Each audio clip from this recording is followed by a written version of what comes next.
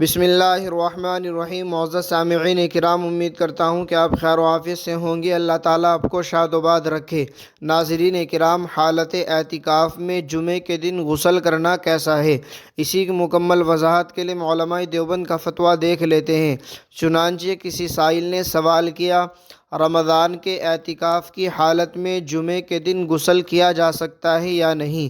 اکثر عالم حضرات منع کرتے ہیں۔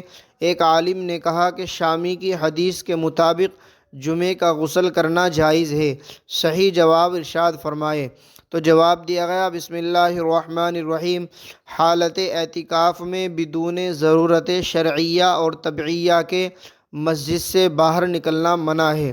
غسل جمعہ ضرورت میں داخل ہے یا نہیں؟ جن علماء نے غسل کو سنت ہونے کی وجہ سے ضروری نہیں سمجھا، انہوں نے منع کر دیا، اور دوسرے علماء نے کہا کہ جس طرح وضو مستحب کے لیے نکلنے کی اجازت ہے، اسی طرح غسل مستحب کے لیے نکلنا بھی جائز ہے۔